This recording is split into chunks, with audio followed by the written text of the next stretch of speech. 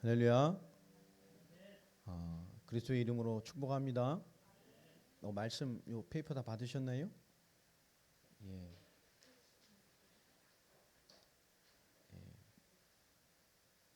없는 분들은 네. 오늘 하나님의 말씀은 시편 101편 6절입니다. 시편 101편 6절.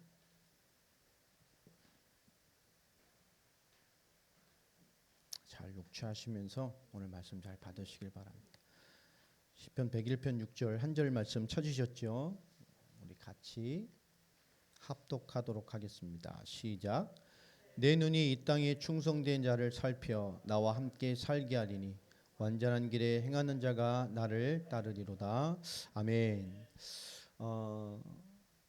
한 해 너무 수고하셨고 한 해 섬겨주신 모든 것에 감사를 드립니다. 우리 서로 한번 축복할까요? 한 해 참 수고 많으셨습니다. 한번 토닥여 주세요. 네. 그리고 한 번 더 인사하겠습니다. 한 해 더 수고해 주십시오. 예.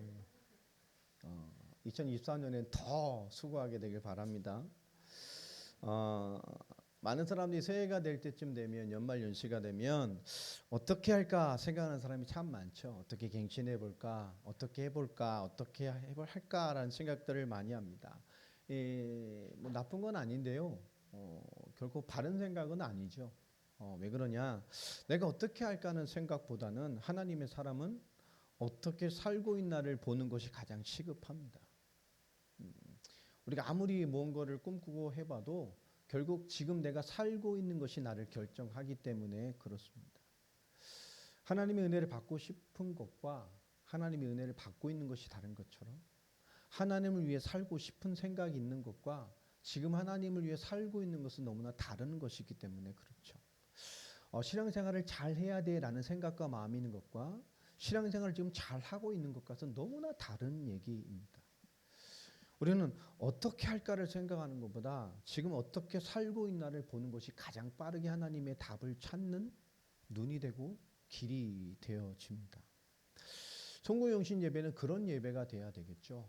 새 은혜를 어떻게 살아갈까? 이거는 별 의미가 없어요, 사실은요.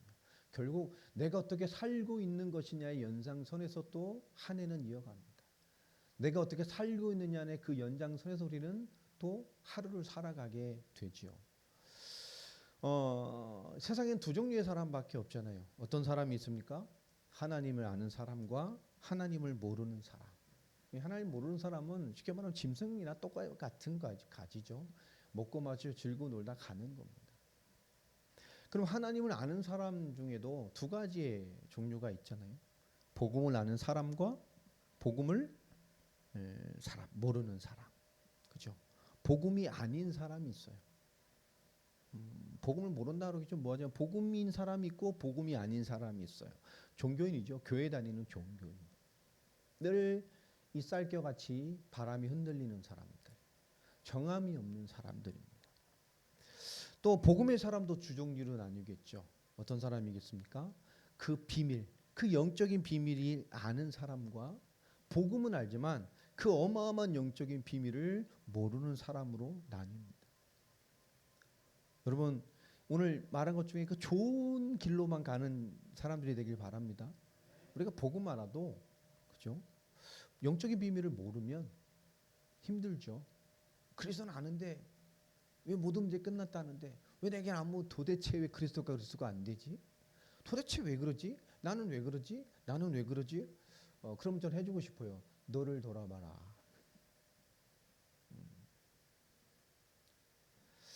진짜 영적인 비밀을 아는 여러분 복음의 사람이길 바랍니다. 진짜 복음 가졌지만 진짜 하나님을 아는 사람이 되길 바랍니다. 그럼 세상과 맞설 수 있어요. 결국 이것이 안 되는 거죠. 이것이 깊게 영적인 비밀을 못 누리면서 세상과 맞설라 하고 뭐 해왔자 결국은 자기를 점검하는 수준밖에 되지 않습니다. 하나님이 나에게 더 역사하시기 위해서 좀 경건해야 되고 더 착해야 되고 더 열심히 해야 되고 더 뜨거워야 되고 더 기도해야 되고 뭔가를 막 받아내야 됩니까? 결국 종교화되는 거죠. 우리는 그런 것을 넘어서서 복음이라는 것을 정말 성령의 역사로 누리는 사람이 돼야 됩니다. 오늘 성경신 예배에 여러분 하나 자기 생각을 해보세요. 나는 가슴에 무엇이 담겨 있나? 그러니까 우리 순종이라는 그 다큐 영화를 잠깐 봤잖아요. 이게 여러분 정말 깊게 보면 잔잔해요. 좀 지루할 수도 있어요. 그런데 그 안에 뭐가 있습니다. 그 안에요 뭔가가 있어요. 순종. 그들이 마지막에 하는 말이 뭐죠? 내가 지금 이곳에 살고 있는 거예요. 그들은 삶이라는 것을 얘기를 합니다. 이것은 그들이 어떻게 복음 전하냐 그건 알 수가 없어요. 그것을 말하는 것이 아닙니다.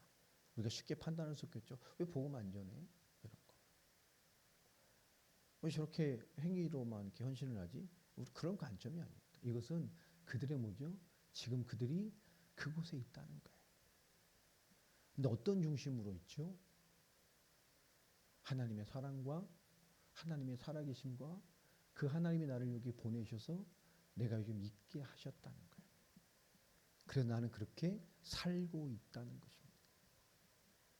대를 이어 있는 우간다의 선교사님과 그 현장들, 또 레바논에 있는 시리아 난민의 사역, 참 위험한 곳이지만 그들이 정말 무겁고 힘든 상황이지만 그것을 받아내 가는 것. 그들의 눈물, 사랑하는 자녀가 위험에 빠질 수 있음에도 불구하고 그런 생각이 없을까요? 근데 그들은 하는 말입니다. 하나님 여기에 살게 하셨어. 그들은 성경 온 게 아닙니다. 살고 있는 거예요. 하나님의 사랑이 되어져서. 우리가 가슴에 무엇이 담겨 있나 이것은 참 중요한 겁니다. 제 자신을 봐도요, 저는 참 부족한 사람입니다. 처음 가면 제가 꼭 하나님 앞에 물어볼 질문이 하나 있다. 그게 나를 왜 목사 시키셨어 이겁니다. 왜 그러셨을까? 그냥 장로 되게 하지 그냥 사업하면서 그냥 저희분이 평생 기도하셨듯이 축복 받아가면서 교회 섬기고 목사님 섬기고 이러면 됐을 텐데 그런 거 다 버려두고 말이에요. 제 자신을 봐도 저는 지금도 너무나 단점이 많은 사람입니다. 하나님 앞에 서면 참 저는 부족한 것밖에 없어요. 하나님 앞에 서면 전 자랑할 게 하나도 없습니다. 하나님 앞에 서면 예수님 앞에 기도의 눈을 감고 그분 앞에 탁 서면 전 항상 하는 거예요.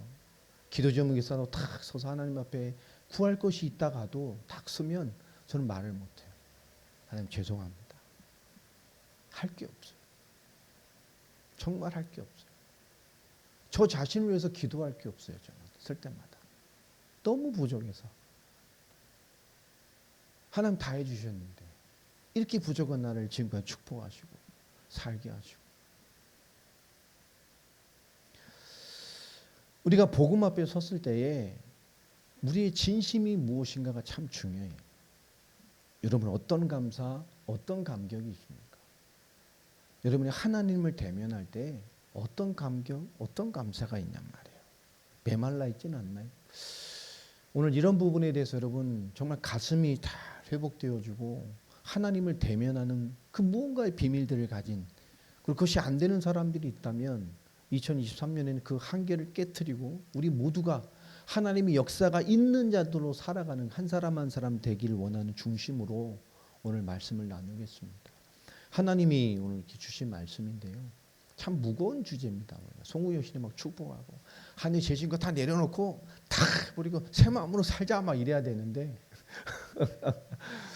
하나님 오늘 말씀이 시편 101편이 굉장히 말씀이 참 강하잖아요. 내 눈이 이 땅에 누구를 본다고요? 충성된 자를 살펴 나와 함께 살게 하리니 완전한 길에 행하는 자가 나를 따를 것이다. 주님과 함께 하는데 그나마 간신히 이렇게 은혜 받고 간당간당해도 하나님께 예수 붙어 있은 자와 내가 함께 할게 이런 게 아니라 충성된 자와 내가 함께 산다. 나와 함께 살게 할 것이다. 여러분 하나님과 함께하는 삶을 응답으로 준다는 거예요. 누구에게요? 충성된 자에게. 결국 하나님은 두리뭉실한 신앙생활을 요구하지 않으시고요. 그것을 바라지도 않으십니다. 우리는요 복음 가지고 사는 사람들을 보면 참 눈물 나잖아요. 아까 선교사님 보면서도 저는 참 이거 볼 때 진짜 저 눈물 많이 흘렸거든요. 이 순종이란 OST 그를 부른 그 영상 제가 올렸었잖아요. 전 그거를 한 몇 번 들으면서요, 막 손가락을 깨물면서 들었어요. 눈물이 막. 저는 저 마음에 그게 있거든요. 저는 목사하려고 사실 하나님 앞에 손을 든 게 아니었어요. 선교사로. 선교사로. 제 여의도 광장에서 그 대집회를 할 때 제가요 진짜 그때 가슴에 제 가슴에 불을 붙이셨어요. 그때 설교하신 분이 두란노에서 확 찬양하고 온누리교회 옥하는 목사님부터 큰 한국의 대표 목사님들 이렇게 이 청년들 집회를 한 적이 있어요. 진짜 많이 모였죠. 여의도 광장에서. 그때 옥하는 목사 설교하시고 진짜 선교에 대한 얘기를 하시면서 오늘 주를 위해 생을 걸자 나와라. 그런데 제가 손을 들고 그냥 저 우리 교회학교에 청소년 애들 다 데려갔었거든요. 너무 많으니까 중간쯤에 있어도 너무 멀잖아요. 그때 여의도 학교 굉장히 컸잖아요. 그런 목사님 그때 막 단에서 막 청년들이 막 쫙 올라가서 밑에 엄청 큰 단에 확 무릎 꿇고 막 생을 거는 신을 기도하는. 저도 그때 뭐 사로잡혔어요. 근데 저는요 그 단까지 있는데 그 위에 연단에 이제 목사님들 거기는 이제 안 올라가기 따로 해놓는데 저는 거기까지 제가 언제 올라갔더라고요. 그래서 거기 단 옆에 섰네요. 옥하는 목사님 저렇게 안수교대 두셨어요. 정말 뜨겁게 기도해 주시더라고요. 그리고 저는 그 이후에도 막 찬양하고 막 이런 게 괜히 한 2-3시간 이어지는데요. 제가 정신을 차렸을 때는 모든 집회가 끝나 있었어요. 한 2-3시간을 사로잡혀 있었어요. 다 갔는데 우리 교회 애들만 저를 밑에서 그런 기억이 나요. 그 긴 시간 동안 무슨 교회 됐나 전 모르겠어요. 뭔가에 사로잡혀 있었어요. 오늘 우리가 부름받았고 하나님을 믿고 그리스도를 믿지만 우리가 생각해야 될 부분이 참 많이 있습니다. 우리 개인도 마찬가지고 교회도 마찬가지죠. 갈등이나 문제나 위기는 언제든지 인생에 있습니다. 사실이고요. 우리가 이것이 있으면 특히 우리 하나님의 일하는 사람들이나 중직자들은 더 그렇죠. 하나님의 일하는 사람 또 중직자들은 교회도 섬기고 세상 일도 해야 되고 가정도 일을 해야 되기 때문에 의외로 더 많은 갈등과 문제와 또 위기를 볼 수 있어요. 또 교회를 섬기다 보니까 이게 더 많이 올 수도 있습니다. 이 교회에 그냥 손님같이 오고 가는 성도들은 그런 걸 못 봐요. 우리 청년들과 손님같이 왔다 가잖아요. 와서 대접받고 밥 먹고 희낙낙거리고 다시 돌아가고 한 주간 아무 생각 없이 살다 또 와서 손님으로 왔다 갔다 하는 성도들은 교회와 하나님의 일에 문제와 위기감을 느끼지 못해요. 그냥 섬기고 은혜 받고 가는 거죠. 그러나 하나님의 일을 하는 사람들이나 중직자들은 그렇지 않습니다. 모든 게 나의 일이잖아요. 내가 감당해야 될 일이기 때문에 그래요. 이 갈등이나 위기나 문제나 이런 것들이 오면 정상적인 사람이 문제 왔어. 야 갈등 왔어. 위기가 왔어. 문제 온 거잖아요. 그죠? 이게 정상입니다. 또 갈등이나 문제나 위기가 왔는데도 아니야. 문제 안 왔어. 아니다. 이러면 뭐죠? 그럼 바보요. 교회가 문제 왔으면 문제 온 거죠. 위기가 왔으면 위기가 있는 거라니까요. 갈등이 왔으면 갈등이 있는 거예요. 근데 그걸 아니라고 덮으면 그것도 바보입니다. 올바른 답을 못 찾죠. 또 갈등이나 문제나 위기 아닌데도 날마다 문제인 것처럼 날마다 위기인 것처럼 날마다 갈등인 것처럼 살면 그건 정신병자예요. 문제죠. 그러나 우리가 무엇이 와도 그걸 그렇게 느끼는 건 정상적이지만 그 수준 가지고는 세계복음의 축복을 누리기가 힘듭니다.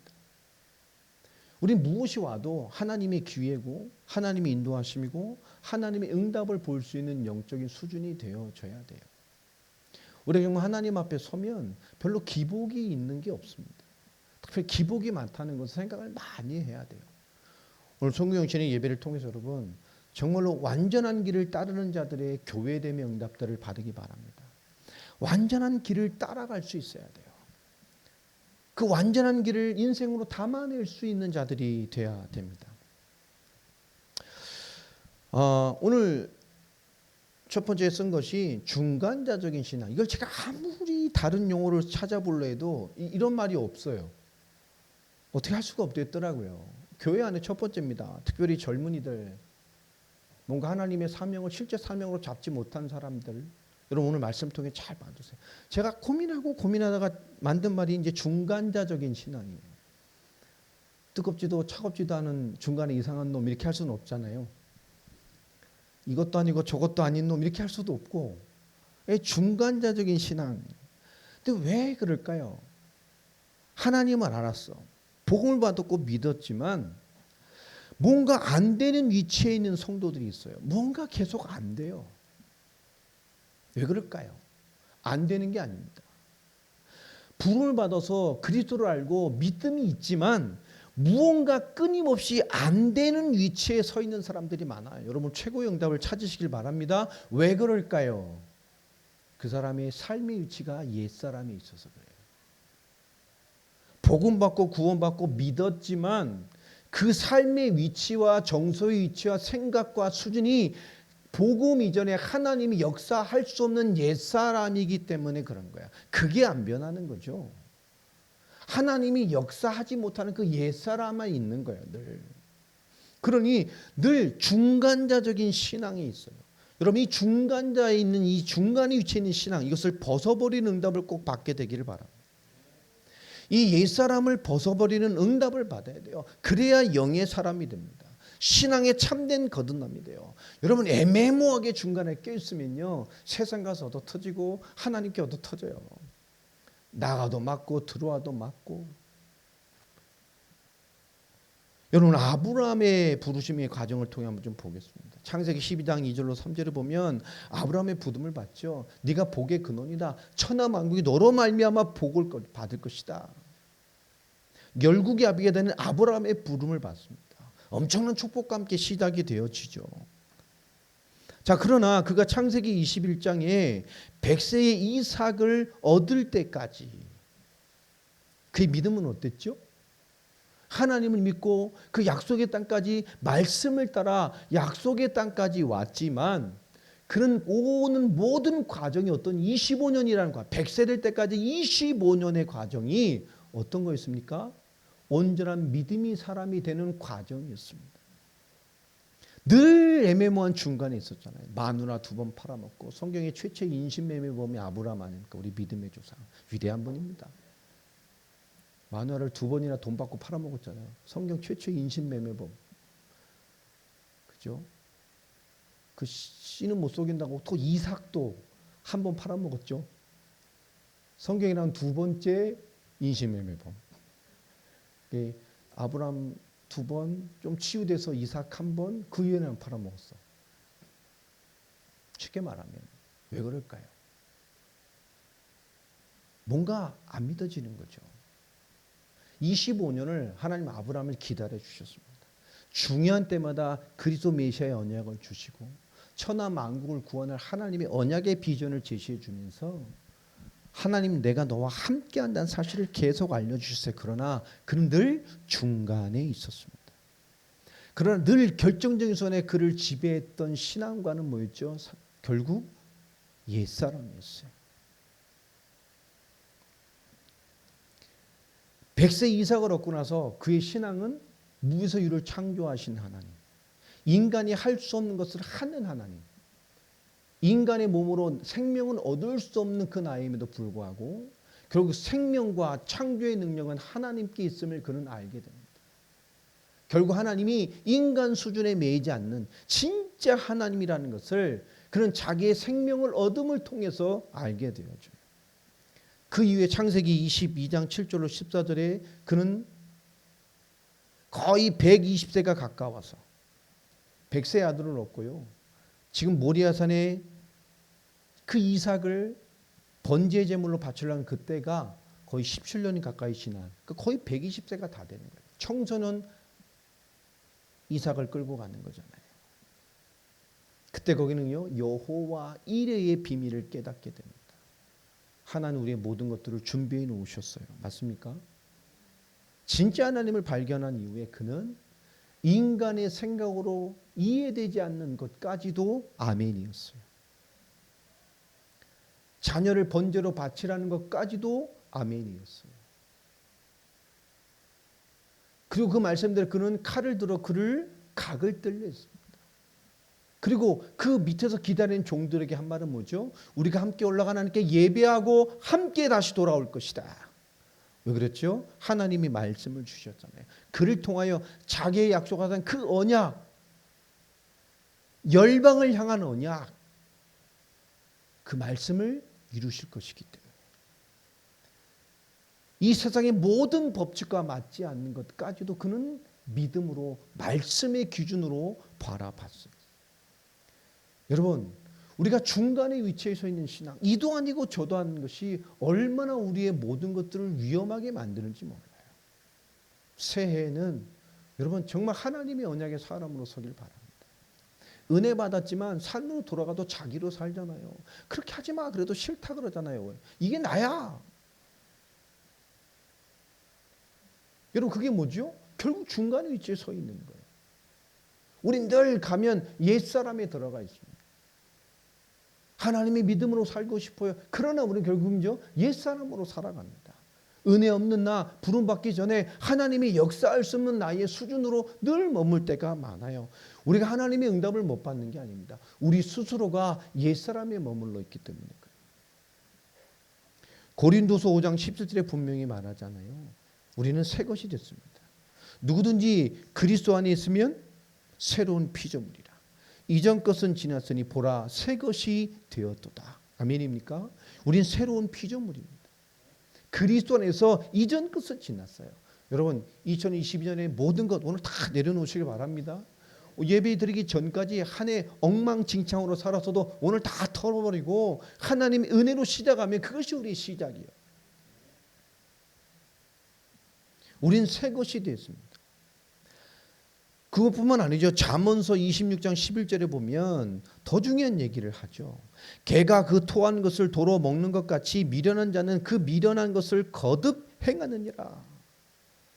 하나님은 우리가 정말 계속 끊임없이 옛사람으로 하나님이 역사할 수 없는 믿음도 세상 다닌 중간에 애매모호하게 서서 머뭇거리고 응답도 받지 못하고 세상 속에 속할 수도 없고 옛사람의 취해는 그것에 대한 신랄한 예화를 들으셨어요. 개가 그 토한 것을 도로 먹는 것 같이 미련한 자는 그 미련한 것을 거듭 행하고 산다.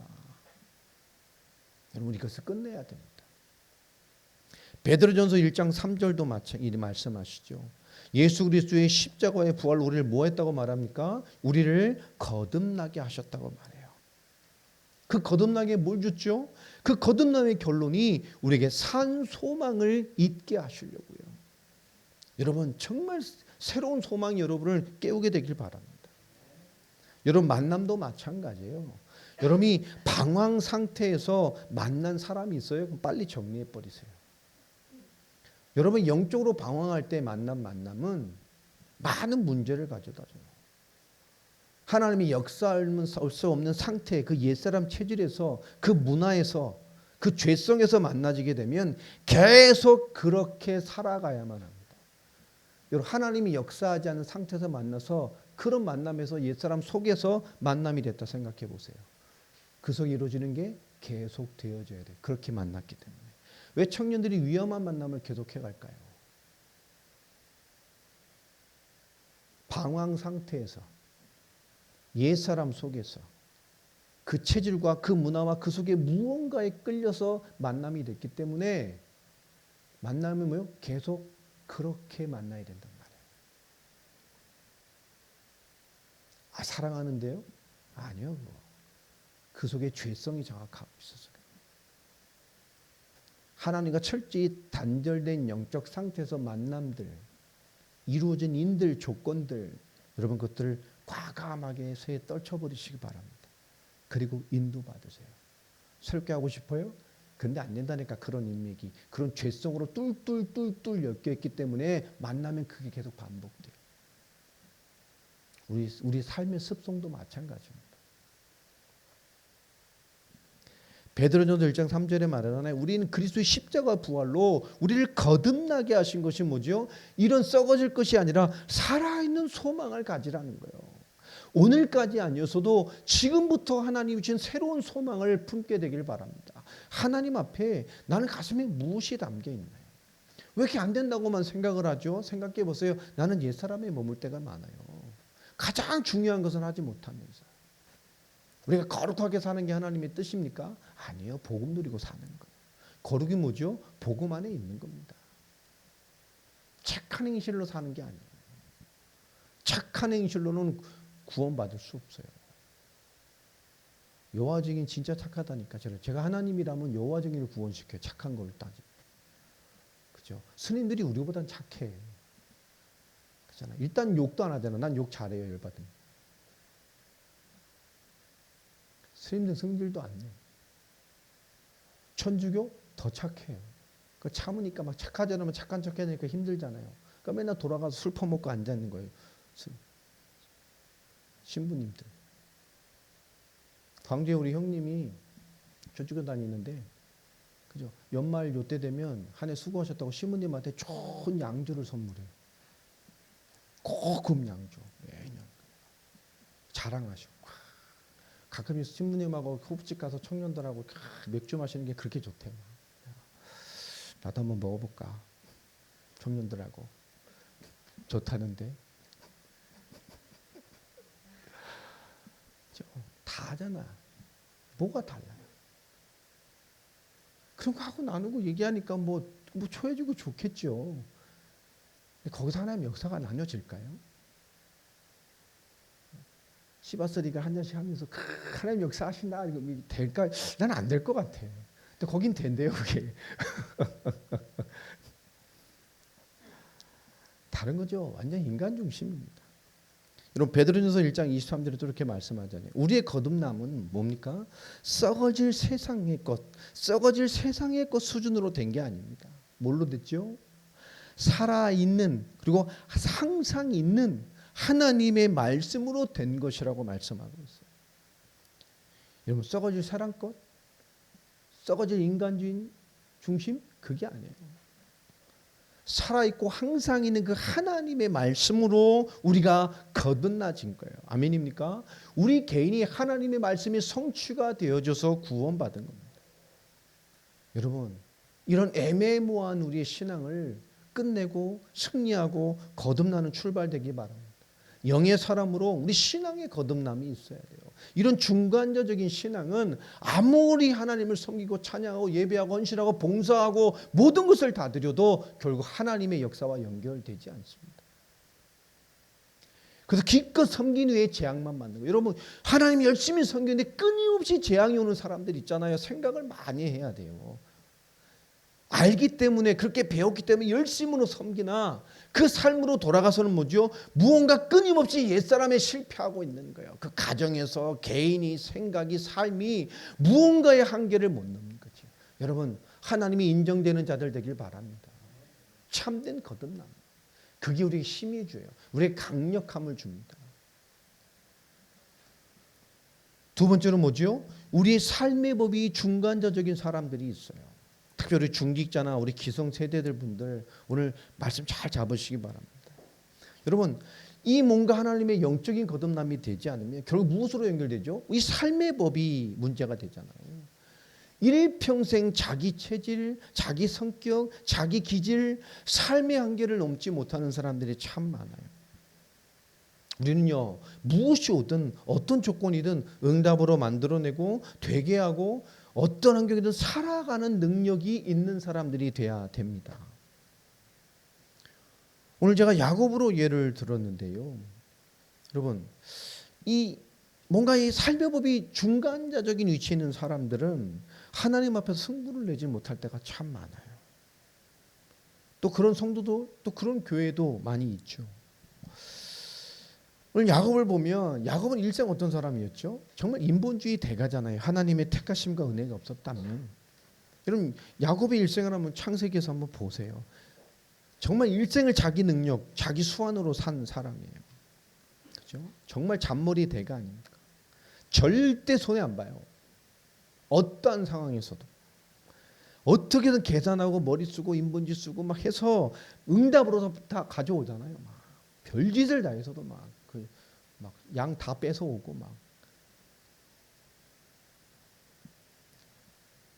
자, 이게 뭘까요? 좋은 내용을 삶의 수완을 가지고 있어도 나의 한계를 넘어 역사하시는, 나의 한계를 넘어 계신 하나님을 보지 못하는 삶을 살고 있을 수 있어요. 내 능력, 내 수완, 내 열심, 이것으로 사는 것에 매여 있습니다. 창세기 28장 10절로 22절에 보면 야곱이 장자권 문제로 형 에서의 이 죽임을 피해서 삼촌네 집으로, 라반 집으로 도망을 가다가 광야에서요 죽고 막 있을 때 기도하다가 하나님이 베델의 언약을 받게 됩니다. 그 19절이죠. 근데 그 베델의 언약을 모습을 보면 참 재미있어요. 우리 창세기 우리 한번 좀 볼까요? 28장 넘어가 보겠습니다. 12절 15절 보면요.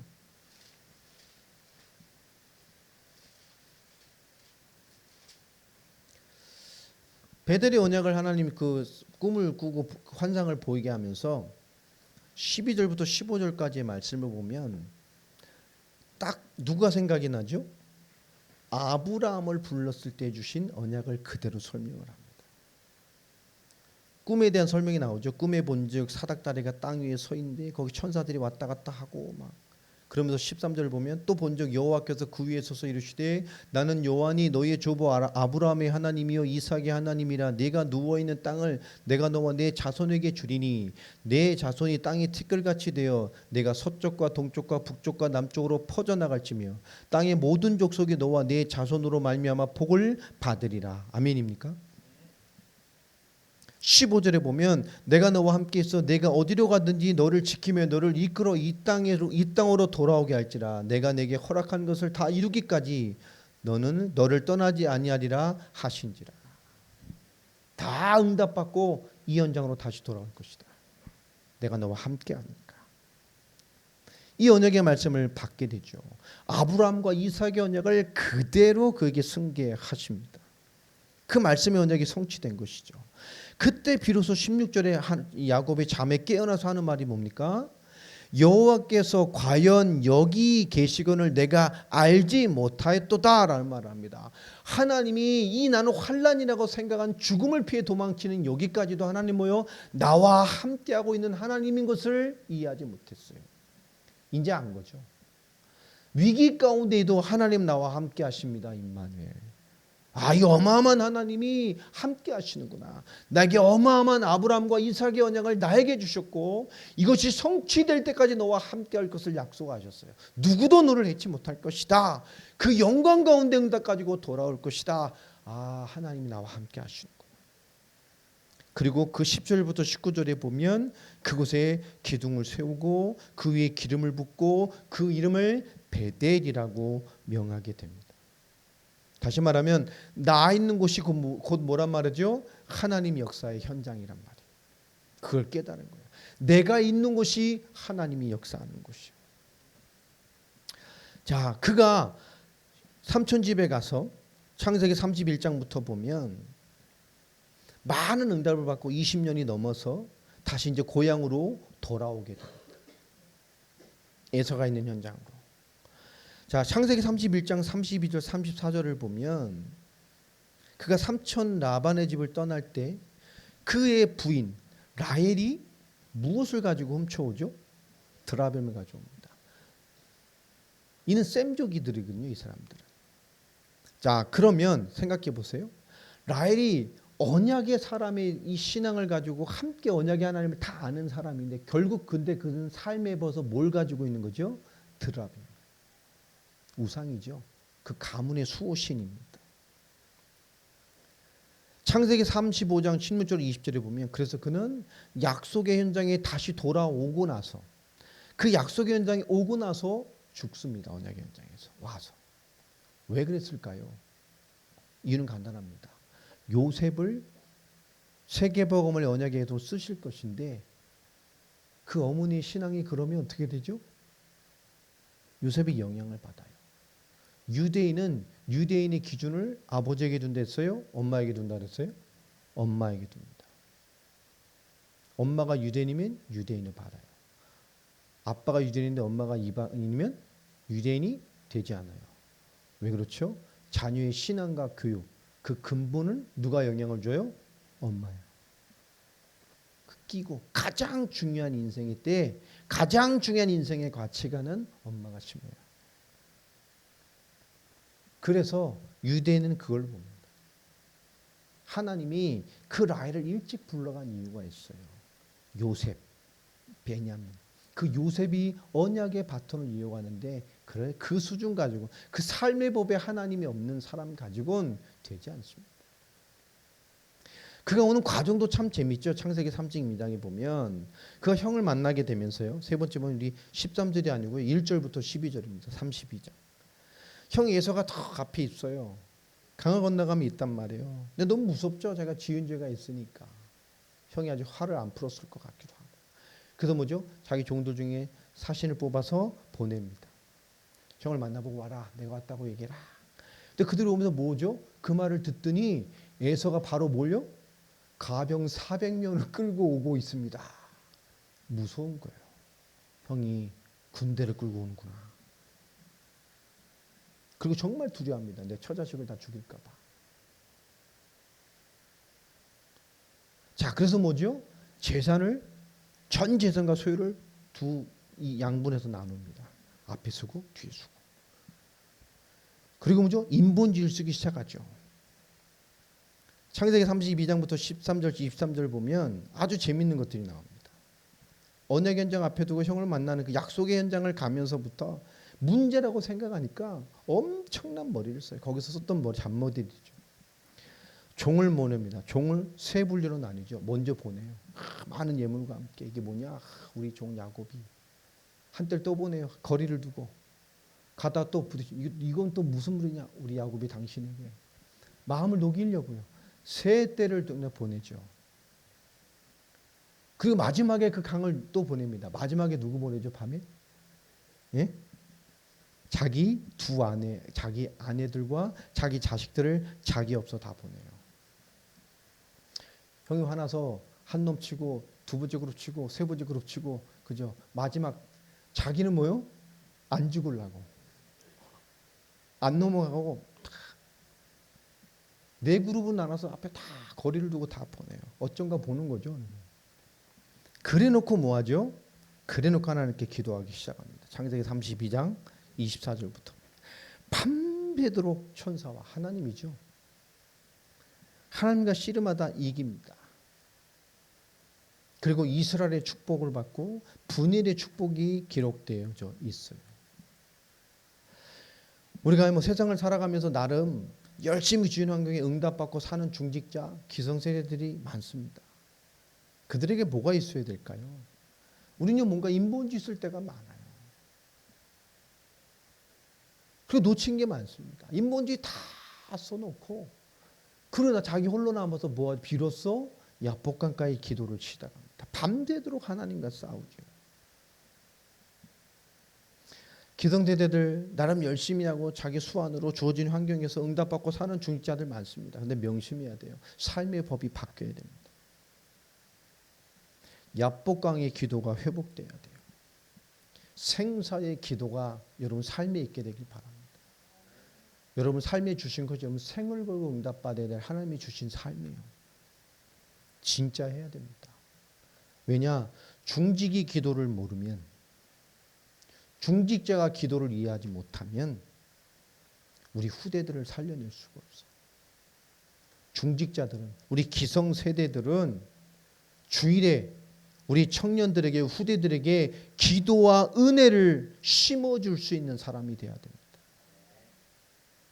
세상에 자기의 경륜, 세상의 이런 능력, 자기 수완 이런 거 별로 중요하지 않아요. 정말로 하나님의 은혜와 그 기도의 비밀을 알려주고 심어줄 수 있어야 돼요. 야복강의 기도가 어떤 기도였을까요? 생을 걸고 기도하는 거예요. 생사의 기도였잖아요. 여러분 우리 삶의 많은 법이 뭡니까? 우리 믿음의 사람의 삶은 정말로 기도하는 거예요. 여러분 진짜 여러분 뭐 중요한 거 있습니까? 다 내려놓고 하나님 앞에 정말 며칠만 기도해 보세요. 하나님이 주시는 것은 보여진 응답을 넘는 것들로 주실 때가 너무 많아요. 제가 그러잖아요. 우리가 정말 하루에 1시간 이상 진짜 은혜 받는 기도를 6개월만 지속해봐라. 평생의 응답을 받는다. 그런데 6개월을 지속하는 님들이 별로 없어요. 독해요 이 님들. 여러분 진짜 기도해보세요. 정말 하나님의 은혜 받는 기도. 여러분 이 뭔가를 알 때까지는 시간이 걸리겠지. 그러나 해보세요. 한번 생각을 해보시라니까.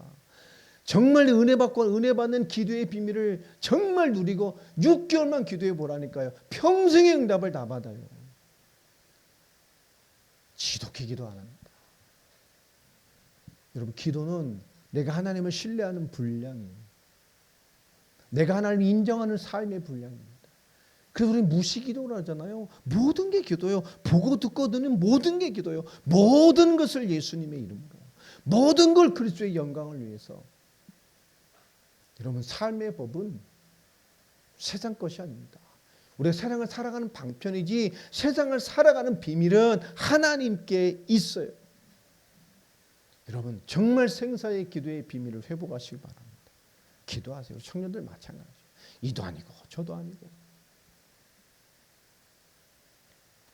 그 신앙 자체가 영적인 거듭남이 없어서 불신자도 아니고 신자도 아니고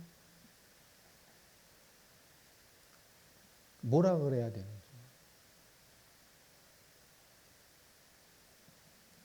하나님이 역사할 게 전혀 없어요. 또 그런 사람들이 또 하나님 앞에 얘기는 말이에요. 그죠? 하나님 왜 응답을 안 주고 하나님 계신지 뭔지. 그죠? 참. 그럴 때 얘기를 해줘요. 네 꼬라지를 봐라. 이러고. 세상에서 불신자도 그런 사람 안 쓰잖아요. 이랬다 저랬다 이랬다 저랬다 안 쓴다니까. 세상에서도. 세상에서도 안 쓰는 사람을 하나님이 쓰겠어요? 사람도 못 쓸 사람을 하나님이 쓰겠냐? 사람이 와도 축복을 못할 것 같은데 하나님이 축복하겠냐?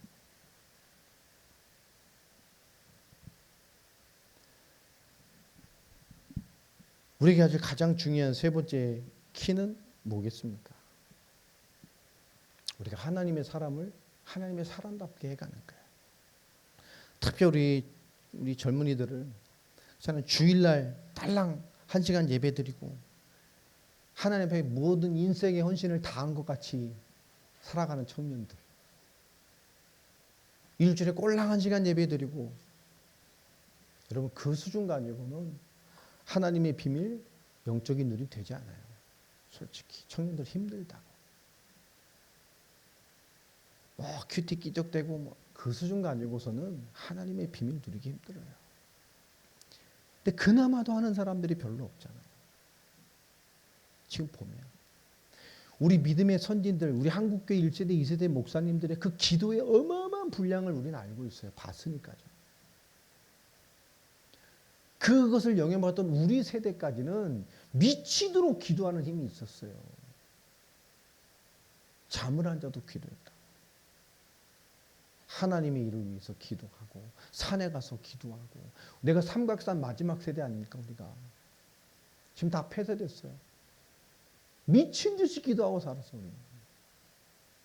일과 다 마치고 11시 12시 끝나도 기도하러 올라가서 기도하고 내려가고 멀쩡히 2-3시간 자고 하루 일과 다 살고. 하나님이 힘을 줬어요. 기도하고 살아가는데 잠을 못 자도 힘을 주셨다고. 살게 하셨다고요. 더 뛰어나게 하셨어요. 내힘이 아니라 하나님이 채워주셨어요. 모든 게 하나님의 은혜라고 말할 수밖에 없도록.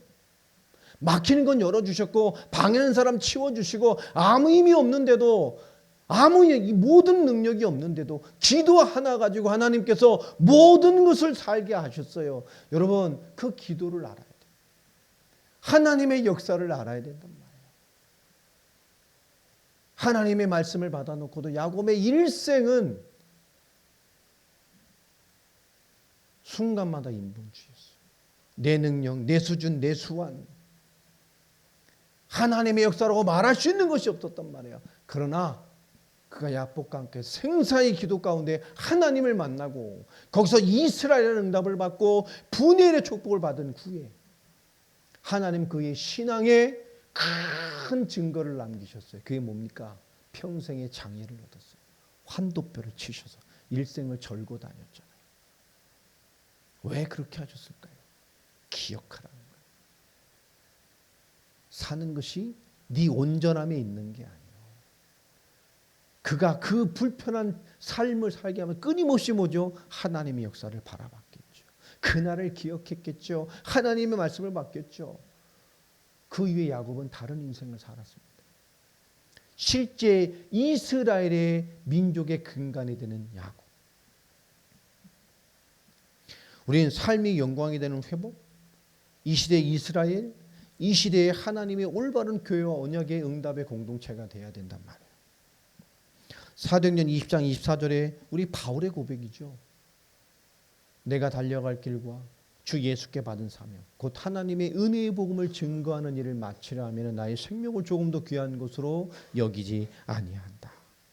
사도 바울은 가장 중요한 것을 알고 붙잡고 있었어요. 앞으로 미래는 예측할 수 없는 시대가 옵니다. 우리가 3년 전에 코로나라는 걸 예측했겠어요? 마스크 없이 살 수 없는 시대가 온다고 생각했겠습니까? 지금 우리 교회 절반이 감기 환자예요. 그죠? 막 코로나도 섞여서 오고 뭐 이제 코로나니 뭔지 관심도 없었고 왔다 가는가 보다. 절반이 복균자라니까요. 아프고 뭐하고 아픈 사람도 많아요. 근데 문제가 그런 게 아닙니다. 앞으로는 이것이 더 오래 갈 수도 있죠. 이게 고질병 같이 앞으로 전 세계를 계속 갈 수도 있어요. 중국은 철저하게 폐쇄해 놨다가 그 안에서 변이가 나와서 그것도 신고 안 하고 철저하게 예배 갖춰서 어느 정도까지 변이가 됐는지 세계에 보고도 하지 않아가지고 쓸 약도 없대잖아요. 계속 변이에 맞춰서 나왔는데 거기 폐쇄해 놓고 지들 이상한 변이 나왔는데도 알려주지도 않는 거예요. 수도 어떻게 해보려고. 이게요, 우리에게 어떻게 오래 갈 수도 있어요. 앞으로는 비대면 시대가 됩니다. 그 증거가 뭐죠? 한국도 벌써 올해부터 은행 직원을 줄이기 시작하잖아요. 은행 매장을 줄여가기 시작합니다. 이 말은 뭐죠? 이 비대면 시가 시작됐다는 얘기예요. 감축한단 말이에요. 경제도 마찬가지입니다. 지금 실물 경제에 한계가 와 있어요. 지금 벌써 이 세상은 우리가 보는 실물 경제에 넘는 그 이면에 있는 이면 경제가 지배하는 시대가 됐습니다. 더 무서운 건 뭐죠? 세상의 기준으로 열심히 살아서 성공할 수 있다라는 개념을 파괴해버린 시대가 이미 왔습니다. 여러분, 열심히 세상 기준으로 충족해 살아가도 성공할 수 없어요. 지금은. 열심히 살면 성공한다. 열심히 살면 먹고 살아요. 그러나 지금 이 시대에 이면경제 시대에는 이 세상은 점점 양극화됩니다. 예측할 수 없는 시대가 되고 있어요. 열심히 살아서는 성공될 수 없는 시대가 됐어요. 뿐만 아니라 뭐죠? 돈 버는 방법이 엄청나게 다양해진 시대가 됐습니다. 지금. 그러다 보니까 돈 벌려고 미치지 덤벼드는 사람들이 넘쳐나는 시대가 됐어요.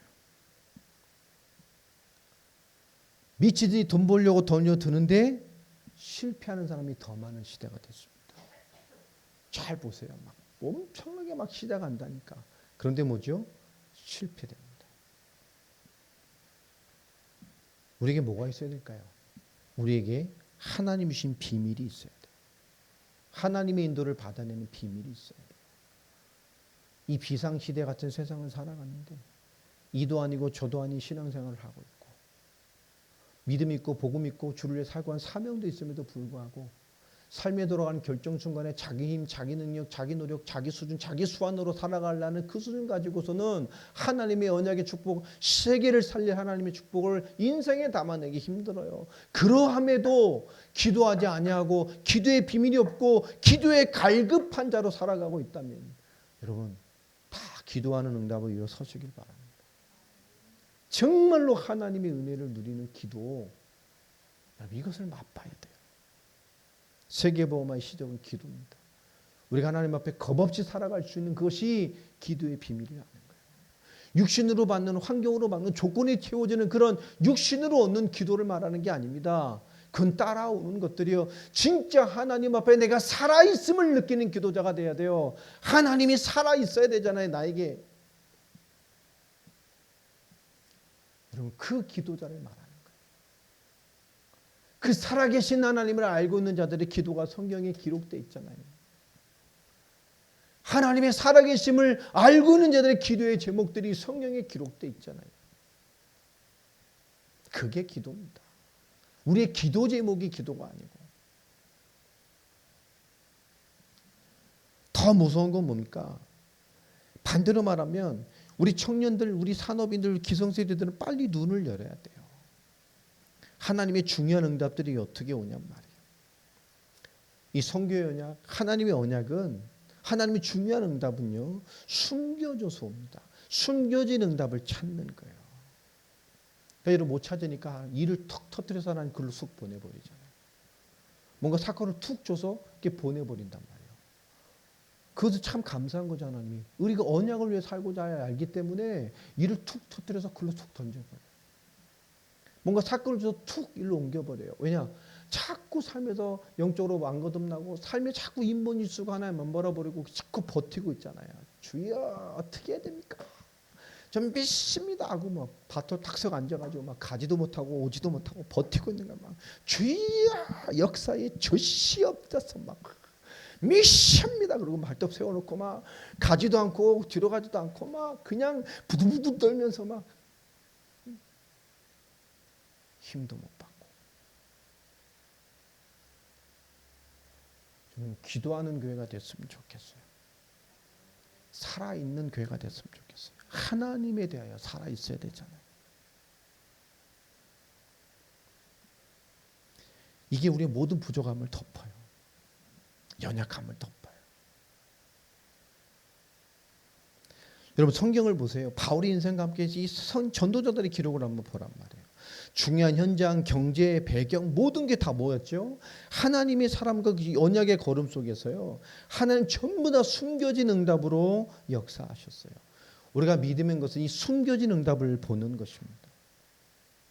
사도행전 9장에 이 사울이 바울 되는 응답의 현장을 보세요.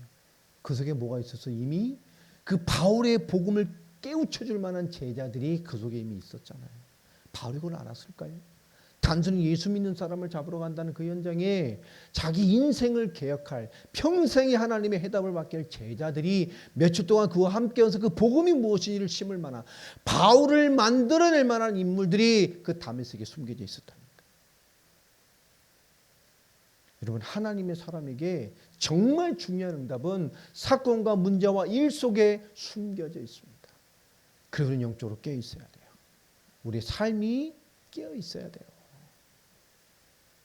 내가 영적인 거듭남이 없고 삶의 중요한 해답이 없다면 그것을 오는 것을 담아낼 수가 없단 말이에요. 숨겨져서 오기 때문에.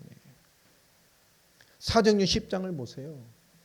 베드로가 이 가죽 공장 사장님 중에 피장 시몬의 집에 있을 때에 하나님 그에게 막 꿈꾸게 하셔서 부정한 건 먹어라, 부정한 건 먹어라, 먹으라는데 하나님 말씀은 먹어야지 지가 뭐가 잘났다고 절대 못 먹습니다. 하나님이 먹으라면 아닌 것도 먹어야지. 하나님이 먹으라는데 전 절대 못 먹어요. 그게 베드로요. 주님, 저는 끝까지 주님 의리 지키고 갈 겁니다. 막 어떤 놈이면 막 칼 들고 설치더니 결국 뭐죠? 주님 부인하고 그래도 뭐죠? 의리 있잖아. 찔려서 그 주님의 심판받고 매맞는 자리까지 따라간 건 베드로밖에 없어요. 너 그거 함께하는 무리 아니야? 또 아니라고 막 너무 겁나니까 예수님 같이 맞을 것 같으니까 죽을 것 같으니까요. 예수님과 눈 딱 마주쳤는데 뭐 했죠? 성경에 눈을 마주쳤잖아요. 보면서 예수님이 뭐 했어요? 저주했잖아요. 하면서 그 마음이 어땠을까요?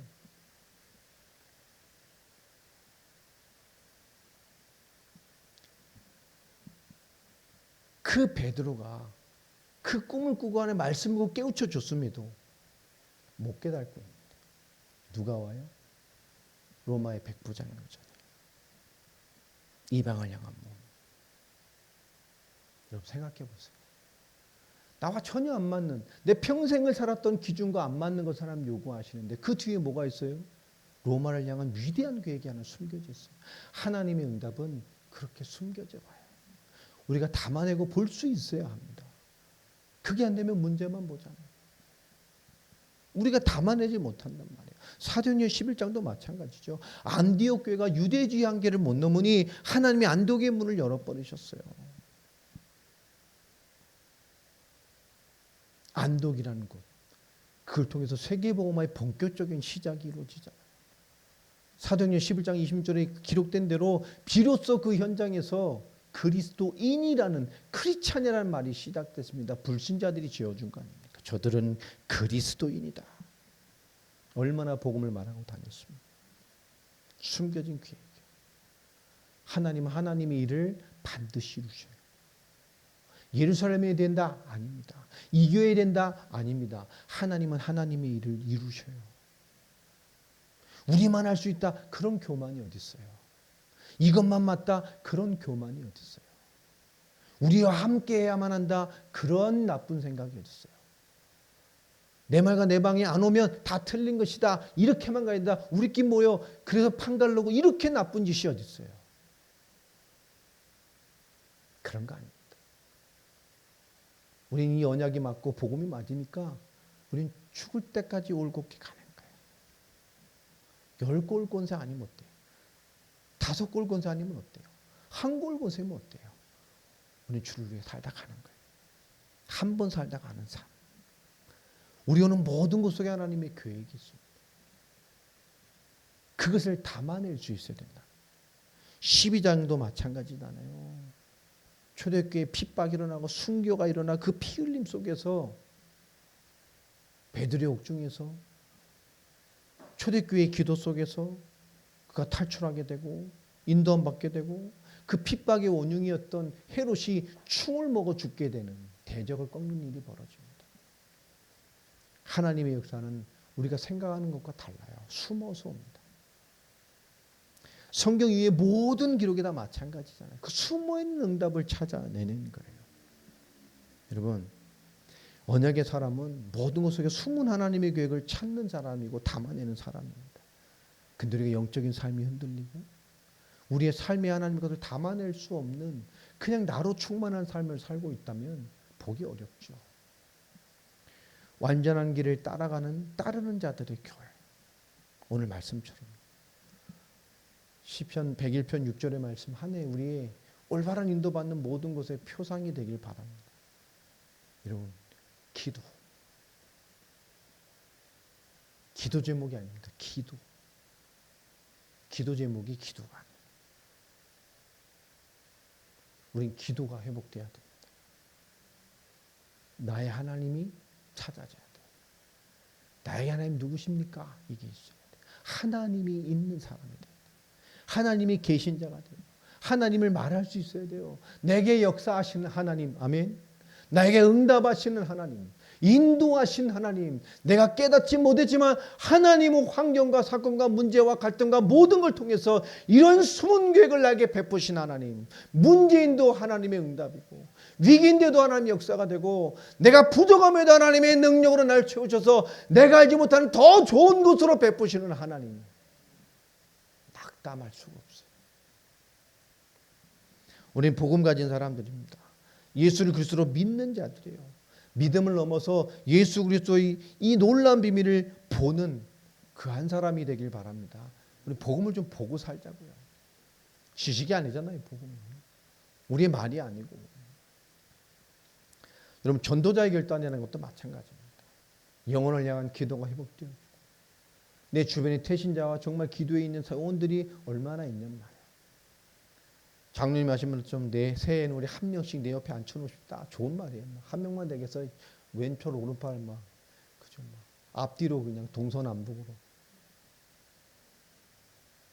꿈꾸세요. 여러분, 기도하길 바랍니다. 그죠? 이게 사실이 돼야 돼요. 기도가 사실이 돼야 돼요. 기도를 막 시키려 했더니 우리 예지가 막 기도 제목 엄청 정리했더라고요. 기도 제목을 엄청 갖고 있어. 그럼 기도를 해야지. 제 만만한 게 우리 딸이라 막 대표를 해서 다 치는 거예요, 지금.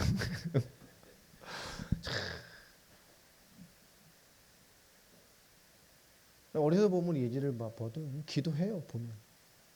참 고맙죠. 예전에 봐도 막 우리 애완견 키우는 개가 무슨 아인가 이렇게 눈 튀어나오는 병이 있어요.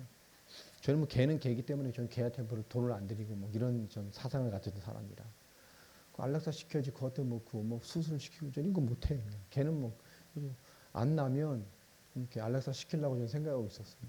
그 얘기를 듣더니 개 튀어나온 눈을 잡고 그냥 체리아인가 이렇게 눈이 나와요, 눈 밖으로. 그런 개 병이 있어요. 그걸 잡고 이제 막 안 된다면서 막 방에 가서 막 눈물로 기도를 하더라고. 눈 들어갔어요.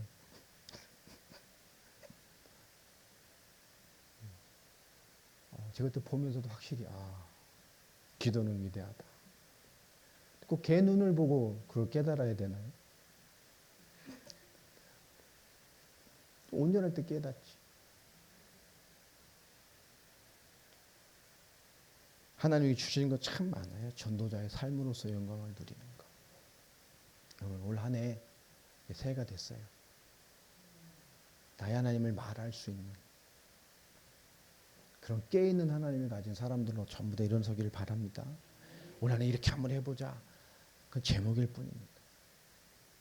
올해는 딱 하나요. 진짜 하나님 앞에 서서 하나님이 있는 자의 삶을 살아가는 거예요. 완전한 길을 따르는 자들의 교회. 그 주님의 길을 따라가는 그 충성된 자에게 함께 내가 함께 살겠다고 하신 하나님. 하나님 나와 함께 사시겠대. 여러분 그런 삶이 우리에게 회복되길 바랍니다. 그게 모든 거죠. 그게 있는 위에 뭐가 있어야 돼요. 그런 축복들이 있게 되기를 바랍니다. 이사야서 43장 18절에 이렇게 말씀하잖아요. 너는 이전 일을 기억하지 말며 옛날 일을 생각하지 말라. 그리고 19절에 이렇게 말씀합니다. 보라 내가 새 일을 행하리니 이제 나타낼 것이라. 그러면서 우리를 만드신 이유를 설명합니다. 21절에 보면 이 백성은 내가 나를 위하여 지었나니 나를 찬송하게 하려 함이니라. 우린 전도자로서 정말 삶의 영광이 되는 2023년이 되기를 예수님의 이름으로 축복합니다. 예, 위대한 기도 제목들 좀 뒤로 밀어놓고 우리 하나님을 찾는 진짜 나의 하나님이 발견될 만한 영적인 삶을 살아내는 그런 신앙과 그런 믿음이 있어서 바울의 인생과 같은 하나님의 영광을 나타내는 그런 증인들로 다 세워져 가는 그런 축복의 해가 되길 바랍니다. 그러면 다 따라와요. 그 나라와 의를 구하라. 그의 모든 것은 다 따라와요. 그죠? 소 굽이 딱 잡고 끌면 소 다 따라오잖아요. 그죠? 소머리 국밥부터 그죠? 다 와요. 등심, 안심, 살치살, 부채살, 그죠? 뭐 육회 다 따라와요. 하나만 딱 중요한 거 따르면 그리고 중요한 걸 잡고 가야 돼. 그 체질이 탁 되고 응답받았어. 2022년에 제일 감사한 게 우리 교회도 이전하게 돼요. 또 우리 모두에게 뭔가 이렇게 잔잔함. 저희 교회는 일단 잔잔하잖아요. 기복 없어야 돼. 전만 막 업앤다운 있으면 저는 일단 오면 막 때려잡아요. 막 두들기같이 펑 들어갔다 나왔다 이러면 안 되거든요. 신앙생활. 일단 맨정신 차리게 막 두들겨 잡아야 돼. 막. 위로해줘. 위로도 필요 없어. 두들겨 잡아야 돼 일단 막. 그죠? 잔잔하게. 그래야 뭐가 채워져요. 우리 교인이 뭔가 이제 잔잔해졌죠. 이제 뭐죠? 이걸 채워 넣어야 돼. 채워 넣어야 중요한 것을 해낼 수 있어요. 여러분 옛사람으로 돌아가지 말고 영의 사람이 되고 삶의 영의 비밀이 있어서 삶의 하나님의 영광이 담기는 영답의 주역으로 세워질 수 있도록 올 한해 무조건 기도입니다. 기도 제목이 아니에요. 기도. 기도는 기도 제목 없어도 돼요. 진짜 하나님으로 채워지는 기도. 그 힘 있는 기도. 매주 응답을 말할 수 있는 매주 하나님을 찬미할 수밖에 없는 그런 무언가의 하나님으로 가득해지는 영적인 부유함이 있는 주의 증인들이 되길 예수님의 이름으로 축복합니다. 네, 우리 기도하겠습니다. 하나님 감사합니다. 오늘 말씀 주셨습니다.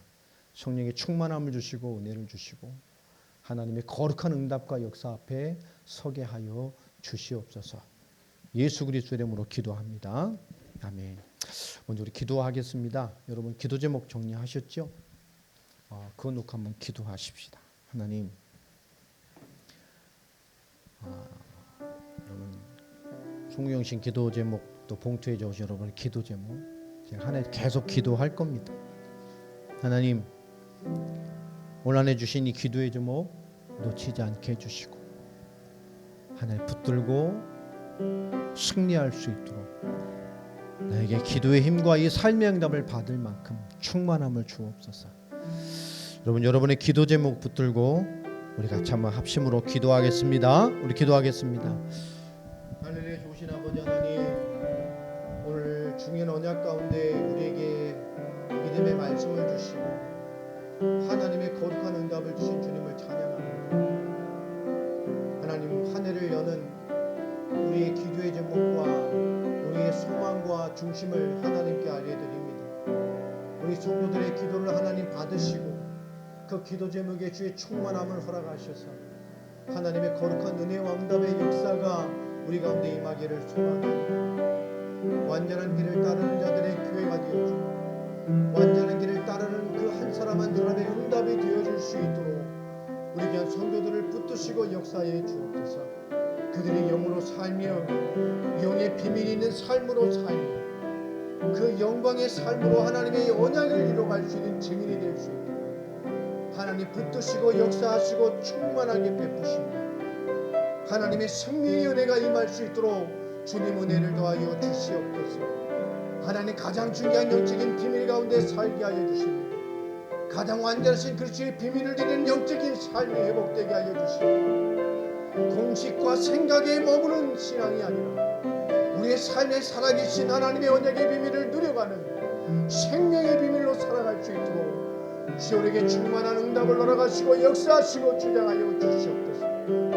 우리의 기도가 살게 하여 주시고 하나님에 대해 살아있는 비밀을 드리는 자들 되게 하여 주시고 영적인 모든 충만함 가운데 설 수 있도록 하나님 역사하시고 인도하시고 충만한 응답을 허락하여 주시옵소서. 주님을 찬양합니다. 하나님의 뜻과 은혜와 능력 가운데 서게 하여 주시고 하나님의 거룩한 영광 가운데 설 수 있도록 주님 은혜를 더하여 주시옵소서. 생명의 충만함을 주시고 거룩한 은혜를 주시며 하나님의 충만한 능력을 허락하시고 생명의 비밀 가운데에 거하게 하여 주시옵소서. 할렐루야. 주님을 찬양합니다. 하나님의 모든 충만함의 은혜를 하나님의 놀라운 은혜가 그 생명의 충만함이 우리 모든 성도들 한 사람 한 사람 가운데 임할 수 있도록 은혜를 주시고 역사하시고 능력의 충만함을 허락하여 주시고 권세 있는 주 예수여 하나님의 충만한 은혜를 허락하여 주시고 놀라운 비밀 가운데 거하게 해주시고 하나님의 뜻과 은혜와 능력과 그 역사심 가운데에 주님 서게 하여 주시옵소서.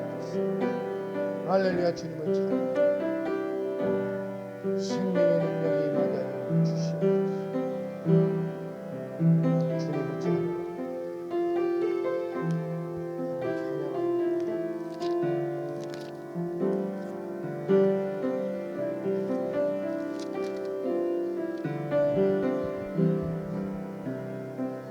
하나님 찬양합니다. 예수님의 이름으로 기도합니다.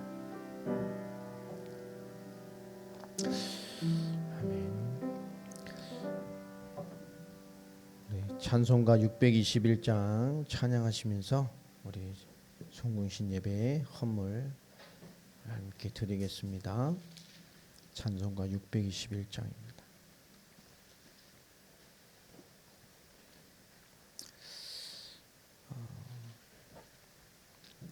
개인 안수 기도는 해드리는 건 요거는 좀 하지 않도록 하겠습니다. 대로 축복하고요.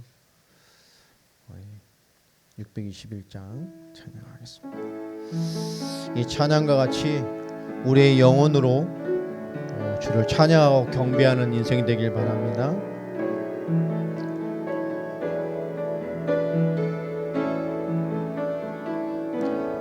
찬양하라 내 영혼아,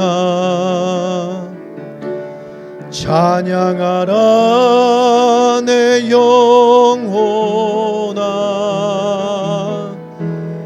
온 마음과 정성 다하여 주 찬양하라. 찬양하라 내 영혼아, 찬양하라 내 영혼아. 아멘. 찬양하라 내 영혼아, 내 온 마음과 정성 다하여 주 찬양하라. 경배하라 내 영혼아, 경배하라 내 영혼아. 아멘. 경배하라 내 영혼아, 온 마음과 정성 다하여 주 경배하라 내 영혼아, 경배하라 내 영혼아, 경배하라 내 영혼아, 온 마음과 정성 다하여 주 경배하라.